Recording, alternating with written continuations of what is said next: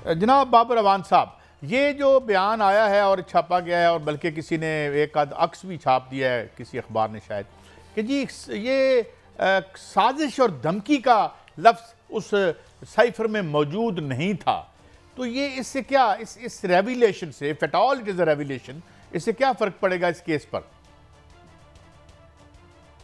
अच्छा, पहला तो यही फ़र्क पड़ा कि एक तरफ लोगों को कहा जा रहा है कि तुम साइफर का नाम ना लो, और ख़ुद लीक करते जा रहे हैं उसके बयान जो लिखे हुए हैं। ये किसने लीक किया, मैंने और आपने? नहीं।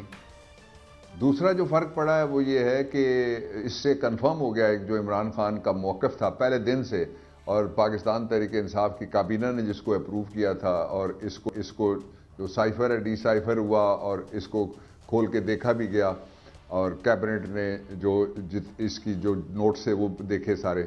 अच्छा, अब जो असल इशू है वो ये है कि मुकदमा क्या है। मुकदमा ये है, मैं पाकिस्तान के लोगों को समझाने के लिए, मैं फिर देसी ज़ुबान में भी भट्टी साहब की इजाज़त से मैं बात करूँगा। पाकिस्तान के लोगों, ये देखना, हुआ ये कि एक डोनाल्ड डू है, उसने एक गुफ्तगू थी असद मजीद से। असद मजीद वहाँ पे हमारे एम्बेसडर थे। क्या वो गुफ्तगू से इनकारी हुआ असद मजीद? सवाल इसका जवाब है नहीं। दूसरा ये था कि क्या इस बात से इनकारी हुआ कि डोनाल्ड लू ने ये नहीं कहा था कि पाकिस्तान में जाके इमरान खान की हुकूमत हटाओ वरना हम ये करेंगे आपके साथ? इससे इनकारी हुआ असद मजीद? नहीं। तीसरी बात वो ये थी कि क्या उसके नतीजे में पाकिस्तान के अंदर वो वहाँ से जो धमकी आई किसी ने उस पर अमल दरामद किया? उसका जवाब है हाँ।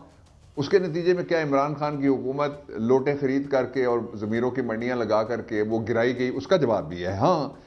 और उसके बाद फिर क्या इमरान खान को झूठे 200 के करीब या 188 के करीब मुकदमात में नहीं रोंदा गया, नहीं कुचला गया पाकिस्तान की राय अमा को और पाकिस्तान के मीडिया को, पाकिस्तान के वोटर को, पाकिस्तान की ख़वातीन को, पाकिस्तान के बच्चों को, पाकिस्तान की चादर और पाकिस्तान की रहने वालों की चादर चार दीवारी को? उसका भी जवाब है बिल्कुल हाँ। अब वहाँ क्या साजिश होनी थी? वहाँ से हुक्म आया। साजिश दो बराबर के लोग शरीक होते हैं जब साजिश में। एक चौधरी या मलिक है, वो इकट्ठे हो गए, कहते हैं जी कि शाह जी असी नहीं छड़ांगे। जो साजिश है वो अमेरिका क्या साजिश करेगा? वो हुक्म उसने जारी किया, उन अहकामात पे पाकिस्तान में अमल दरामद हुआ। इसलिए साजिश का लफ्ज़ वहाँ नहीं है, और किसी जगह पे यही नहीं लिखा हुआ कि वो धमकी है। तो धमकी और क्या होती है? किसी को अगर, अब इसका जो देसी पहलू है वो मैं आपके सामने रखना चाहता हूँ for the understanding of commoners, जो आम आदमी समझ सके। वो कहते हैं जी कि धमकी का और साजिश का लफ्ज़ नहीं। यही काजी साहब आपका सवाल है। अगर किसी को कहा जाए कि एलिमिनेट हिम, अंग्रेजी में, कि इसको नेस्तो नाबूद कर दो, तो उसका मतलब कत्ल थोड़ा ही है। उसमें वो हम कहेंगे कहाँ लिखा हुआ है कहा जाए इसको वासले जहन्नम करो, तो कत्ल का लफ्ज़ तो उसमें कोई नहीं आया। होमोसाइड कैल्पेबल, उसमें वो लफ्ज़ भी नहीं आया जो अंग्रेजी में है। फिर अगर कहा जाए किसी को जन्नत भेज दो वक्त से पहले, तो उसका मतलब कत्ल थोड़ा ही है। ये किसको ये बताया जा रहा है? और ये कौन नाबगा शख्सियात हैं जो इस तरह के प्रोपेगंडे से समझते हैं कि साजिश का लफ्ज़ अमेरिका के खाते में होना चाहिए था, जो वहाँ से हमारे एम्बेसडर ने भेजा हमें, और साथ धमकी होनी चाहिए थी। धमकी क्या होती है? अगर किसी शख्स को ये कहा जाए कि तुम अपने मुल्क की इलेक्टेड गवर्नमेंट तोड़ दो, और वो टूट जाए, तो धमकी और साजिश दोनों प्रूव नहीं होती। इसलिए बाबर साहब, मैं इसको और सवाल आसान करता हूं। आप तो साहिब इल्म है, मैं भी थोड़ा सा कोई एक अरसा जर्नलिज्म किया, और मैंने 506 के लातदाद मुकदमे देखे हैं। धमकी होती है परसों तक घर छड़ दे लेकिन तो छड़ांगा नहीं। उसमें ये होता है 506 का पर्चा हो जाता है। या ओए गल सुन, तेनू मैं जिंदा छड़ दिया, जिंदा मार देंगा जे इत्थे आया। तो यार धमकी तब होगी जब ये लफ्ज़ कहे मैं तेनू धमकी दे रहा, घर छड़ दे ते मेरे बंदियां दा कब्जा करा दे, फिर पर्चा होगा। इन दोनों में फर्क क्या है? धमकी तो दोनों जगह है। भट्टी साहब, आपने मुझे एक मुकदमा याद करा दिया सुप्रीम कोर्ट ऑफ पाकिस्तान ने, और मुल्क के 3 सूबों के चीफ जस्टिस ने उस मुकदमे को डिसाइड किया, और उन्होंने कहा कि जी ये जुर्म तो हुआ है। वो जुर्म ये था कि एक जज को कहा गया, सियासी जज था वो चीफ जस्टिस, उसको ये कहा गया कि आप लीगल फ्रेमवर्क ऑर्डर के नीचे हल्फ ले लें। नहीं लेते तो आप गए, और वो चला गया। आर्टिकल 6 का संगीन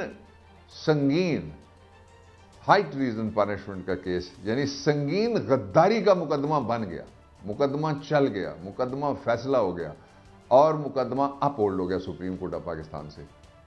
उस नज़ीर को भी अगर आप सामने रखते हैं, प्रेसिडेंट को भी आप सामने रखते हैं, तो साजिश हुई, उसके बाद नवाजिश हुई, उसके बाद रिजीम चेंज हुई, उसके बाद मजालिम हुए, मुआशी तौर पे भी, समाजी तौर पे भी, आइनी तौर पे भी, पार्लिमानी तौर पे भी, और ख़ास तौर पे जमहूरियत, वो रुखसत होगी जमहूरियत। अब जिसको हम जमहूरियत कहते हैं, उस मुर्दे की सिर्फ लाश किसी जगह पड़ी हुई है, और वो जो मुर्दा खाना है जहाँ जमहूरियत की लाश पड़ी हुई है, वो भी किसी या सर्द खाना है, वो भी हमारे कब्जे में नहीं है, हम तो उसकी शक्ल ही नहीं देख सकते। क्या ये जमहूरियत है कि आप लोगों से अगर वो अमेरिका एक डोनाल्ड डू भेजता है पाकिस्तानी सफीर को और कहता है कि अगर अदम एतमाद आ रही है, कामयाब ना हुई तो हम तुम्हें माफ नहीं करेंगे, अगर कामयाब हो गई तो हम दरगुदर करेंगे, तो इसे क्या प्रेम पत्र कहें, अगर धमकी ना कहें? ये तुम बादिउल नज़र में नहीं, बिल्कुल वाशिगाफ लफ्जों में धमकी है कि अगर तुमने उसके खिलाफ अदम एतमाद कामयाब ना हुई तो मैं तुम्हें नहीं छोड़ूंगा। तो धमकी कहते किसको है? धमकी मुझे जरा बताए तो सही, जरा मेरी रहनुमाई कर दे आज। अच्छा देखिए, ये बड़ी तौहीन आमेज और बड़ी जिल्लत आमेज और बड़ी तहकीर आमेज धमकी है, ये आम धमकी नहीं है। इसलिए कि आपका कॉन्स्टिट्यूशन ये कहता है कि लोगों के वोट से एक निज़ाम बनेगा जिसको हम फेडरल गवर्नमेंट कहेंगे, वो गवर्नमेंट बन गई। एक बैरूनी दुनिया के किसी मुल्क का एक तीसरे दर्जे का या चौथे दर्जे का मुलाजिम उठ के आपको धमकी देता है, वो कहता है कि आप फलां जाएं फौरन और इमरान खान के खिलाफ आप जाके no confidence MNC motion of no confidence move करें, और वो मूव हो जाती है। धमकी उस वक्त तक धमकी है जब तक वो इम्प्लीमेंट नहीं होती, जब वो हो गई तो वो साजिश भी है और वो जुर्म भी है। और जुर्म क्या है? मैंने आपको अभी बताया, जो रिपोर्टेड केस है सुप्रीम कोर्ट ऑफ पाकिस्तान का ताज़ा, उसके ऊपर डिसीजन आ गया है। इसलिए लोगों को पक्का पता है, लोगों को पक्का यकीन है और लोगों को पक्का ईमान है कि जिस किसी ने भी पाकिस्तान के अंदर किताब पढ़ी हुई है नो एग्जिट फ्रॉम पाकिस्तान, वो उसमें जो जो किरदार हैं वो इस साजिश में आपको चेहरों समेत नजर आ रहे हैं, beat the politician, beat a bureaucrat. और बाबर साहब, ये फरमाइए कि जिस तरह ये समात चल रही है, ये ख्याल है कि ये शायद इसका फैसला this and that way election से पहले आ जाएगा, तो आप कैसे, what is your sense on this? मेरा तो नहीं ख्याल कि इतना जल्दी फैसला आ सकता है, लेकिन बुलडोज किया जा रहा है इस मुकदमे को और लोगों को बाहर रखा हुआ है। कोई वकील वहाँ जाके बैठ के देख नहीं सकता। जज साहब अपनी मजबूरियां जाहिर करते हैं, जो वकला गए हैं वो कहते हैं जी आपको पता ही है, तो मैं तो इजाज़त बस मेरी तरफ से ये एक खुली अदालत है। एक खुली अदालत वो है जिसकी कंपाउंड के चौथे पांचवें टियर के ऊपर भी बगैर पुलिस की इजाज़त के बगैर आप खड़े ही नहीं हो सकते। ये इतनी खुली अदालत है। और मेरी दरख्वास्त है जजेस जो इस केस को सुन रहे हैं उनको फ़ौरन ट्रांसफ़र करना चाहिए। उनमें से दोनों प्रैक्टिशनर जज हैं, वो वकीलों में से गए, उनको पता नहीं है खुली अदालत क्या होती है, सबको पता है खुली अदालत क्या होती है। तो इसको अगर कोई समझे कि इमरान खान के खिलाफ जो फैसला वो मुट्ठी में गुड़ तोड़ने के मुतरादिफ होगा और सिर्फ हाथ धोने से वो दूर हो जाएगा, ऐसा नहीं हो सकता। जो असल इशू है वो ये है कि मजालिम जब भी होते हैं वो बंद कमरों में होते हैं, सड़क के ऊपर कम मजालिम होते हैं। और जो तारीख कहती है कि दुनिया की जो सबसे बड़ी नाइंसाफियां हैं वो जंग के मैदानों में नहीं, अदालत के मैदानों के अंदर हुई हैं।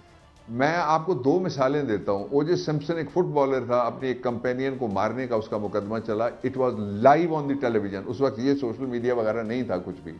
उसको 3 बड़े टेलीविजन ने अमेरिका में कवर किया। उससे पहले आप पीछे चले जाइए, 1945 में जो ही सेकेंड वर्ल्ड वॉर खत्म होती है तो नूरमबर्ग एक शहर है जर्मनी का, उसको बहुत मशहूर मुकदमे वहां चले, नूरमबर्ग वॉर क्राइम ट्रायल। सबको हक दिफा दिया गया, सबको मर्जी के वकील दिए गए, सबको कैमरों के ऊपर पूरे ट्रायल किए गए जो सारी दुनिया को दिखाए गए। ये कैसा आज़ाद अदालत है, आज़ाद ट्रायल है, आज़ाद माहौल है कि जिसमें से जो बाहर निकल के अगर कोई बच्चा अपना एक वीडियो बनाता है और वो कहता है कि मैंने उस देखा कि वो तो घबराया हुआ नहीं था, उसके बाद उसको अपनी नौकरी से हाथ धोना पड़ते हैं। कोई बाहर निकल के ये नहीं कह सकता कि मैंने देखा कि वो ठीक जज्बे में था। और पूरी कोशिश की जाती है कि सवाए पसंदीदा चंद चेहरों के वहां कोई और उसके इर्द गिर्द ना पहुंच सके। और उसका सबब है जो आपने पहले बताया कि पहले जो आपने बताया कि ये नाइंसाफियों का एक ऐसा ना खत्म होने वाला सिलसिला है जो पाकिस्तान का एक स्याह दौर के तौर पे याद रखा जाएगा। अगर इसका इलाज कर लिया जाए तो 8 फरवरी से पहले इसका एक मौका है, ये दाग धुल सकते हैं किसी हद तक। अच्छा बाबा साहब, मेरी रहनुमाई फरमाए, एक तरफ एक केस लगता है जिसके टोटल 4 मुतासरीन है कि फॉर एवर किसी को नाअहल नहीं किया जा सकता और वो 2 दिन पूरी कौम को देखना पड़ता है टीवी पर। एक तरफ एक लीडर है जो साबिक वजीर आज़म है, वर्ल्ड कप जीता हुआ है, कैंसर अस्पताल बनाया हुआ है और उसके करोड़ों वोटर है और हजारों उम्मीदवार खड़े किए, उसका ट्रायल बद जेल में होता है, उसके बारे में हम डिस्कस नहीं कर सकते। और एक आदमी जो इश्तिहारी था, मुल्क से भागा हुआ था, सजा याफ्ता था, उसका ट्रायल पूरी दुनिया सुन रही है और उसकी बहुत बहुत ज्यादा आर्गूमेंट हो रहे हैं और मैं वो मिसालें भी नहीं देना चाहता जो जो अल्फाज इस्तेमाल हुए। तो क्या 2 कानून है पाकिस्तान में? देखिए, इसको कहते हैं खुला तजाद, इसको कहते हैं खुला तजाद। जो असल इशू है वो ये है कि आप ये जो दौर है, जिस दौर में हम जी रहे हैं, इस दौर में अक्सरियत नौजवानों की है। वो जब दुनिया को देखते हैं तो पाकिस्तान के समाज का, पाकिस्तान की सियासियात का, पाकिस्तान के हालात का और पाकिस्तान की मुआशियात का वो दुनिया से मुकाबला करते हैं। उन बच्चों को आप रोक नहीं सकते, उनके मुंह पे हाथ नहीं रख सकते, उनकी आंखें आप नहीं बंद कर सकते को पट्टी लगा के। वो सब ये देख रहे हैं। जो हमारी वाली नस्ल है 50 अबाव 60 अबाव वाले जो लोग हैं वो तो चंद रह गए। वो सारे के सारे इस बात पे उनको यकीन दिलाने की जरूरत है कि इंसाफ होता हुआ दिखाई दे। होता हुआ कैसे दिखाई देगा?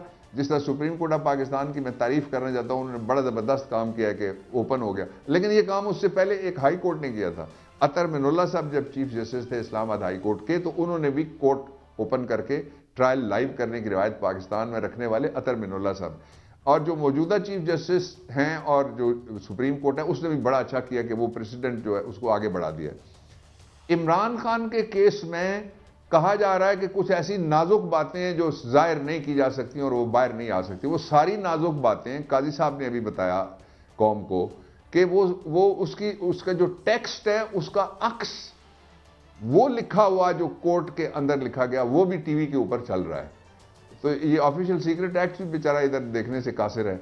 जो असल इशू है वो ये है कि ये कोई मुकदमात नहीं है, ये सारी सियासत है। और सियासत इसको कहते हैं घटिया सियासत, कि जब आप मुकाबला नहीं कर सकते तो किसी उसको कहेंगे आओ मेरे साथ तुम रेस लगाओ, वो कहे मैं रेस में दौड़ने के लिए तैयार हूं, तो फिर उसको आप किसी तरीके से भी कहें जी कि ये टीम ही ना उतरे मेरे मुकाबले में। जो नवाज शरीफ वोट की बेइज्जती करवा रहे हैं, उस बेइज्जती के जरिए से उनको इज्जत कभी नहीं मिलेगी, ये मेरा ईमान है। बहुत शुक्रिया, कोई इज्जत नहीं मिलेगी जो वोट की शदीद बेइज्जती करवाने के बाद वो इक्तदार हासिल करें।